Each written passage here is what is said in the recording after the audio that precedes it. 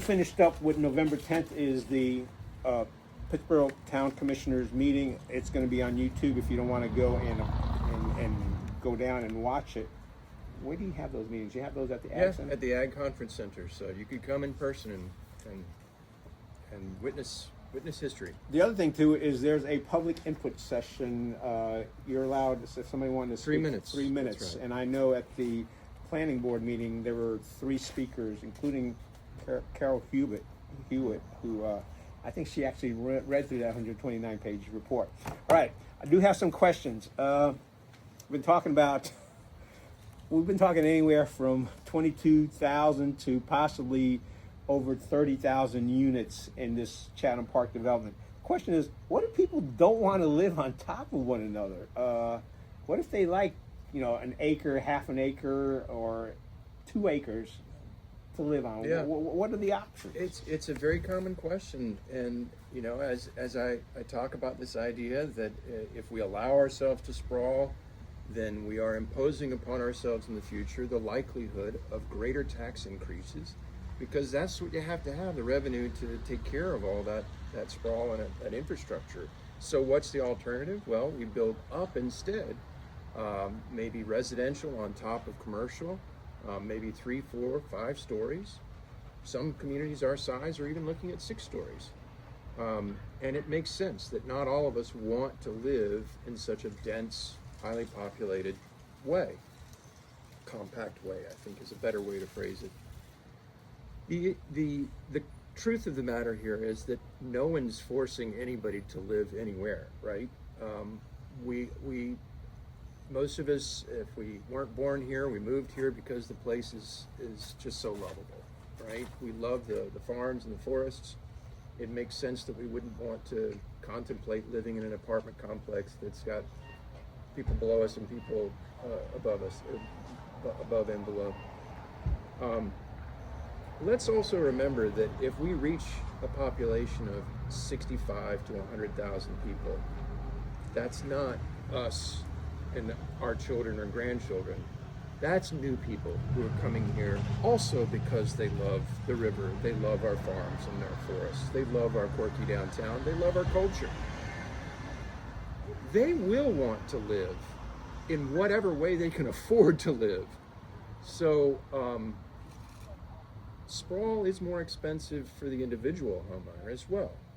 And it's far more feasible for us to imagine residences that are attainable for folks of modest income if we're building multi-story, And so, again, nobody's forcing anybody to move anywhere, but if we're inviting effectively 75,000 new people to our community,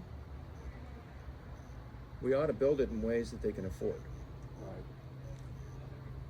Well, I know you and I have talked about the possibility of making it easier to build a multi-story type of unit here, and I think one of the things you and I have previously talked about, the fact that, hey, have a commercial facility on the first floor and then residential's on the above floor. And I've had friends when I was growing up that lived in those kind of communities, and in fact, Mom and Pop ran the downstairs store and lived up on the second floor, and the grandparents lived on the second floor, and Mom and Pop lived on the third floor.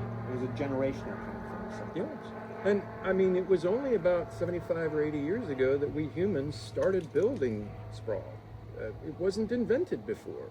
Either you lived in town or in the city, or you lived out in the country, and there wasn't any in between. So it's really what we've been doing for the past 80 years is an aberration in human history. It really is. It's just a weird thing. And it's all because of these cars. And they're marvelous. They're wonderful tools. But not everybody can afford one nowadays. And even those of us who can afford them, it's a significant expense and trouble.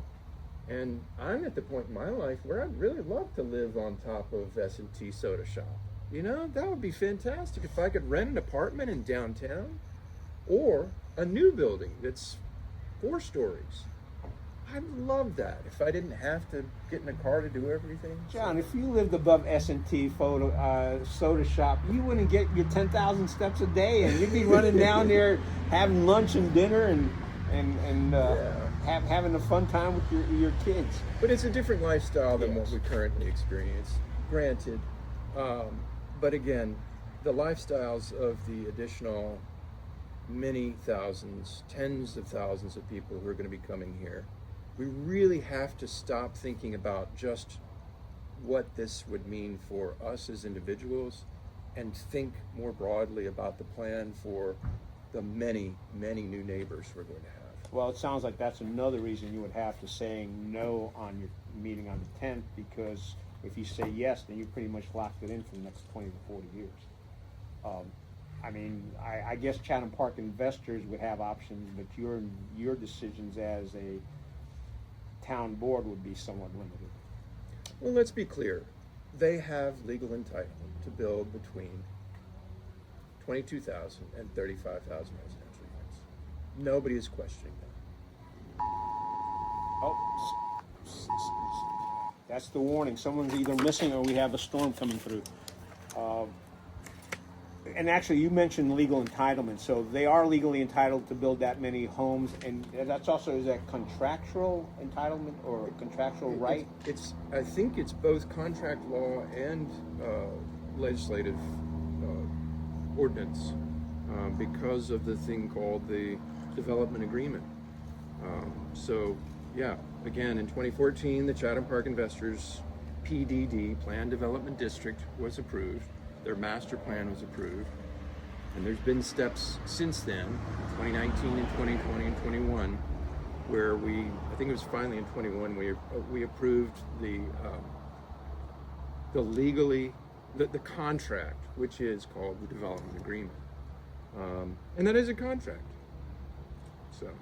And what again, the thing you're going to be talking on the 10th is the small area plan.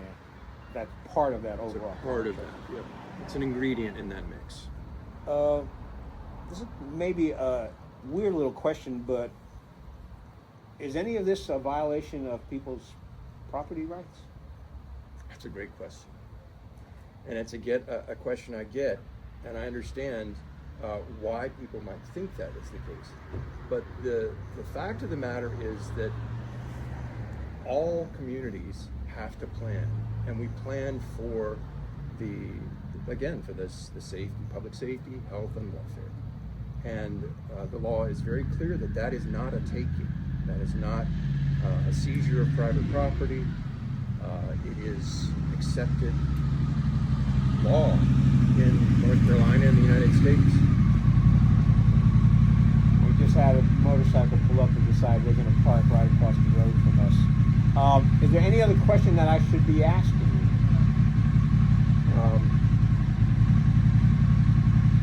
I think that covers it. All right.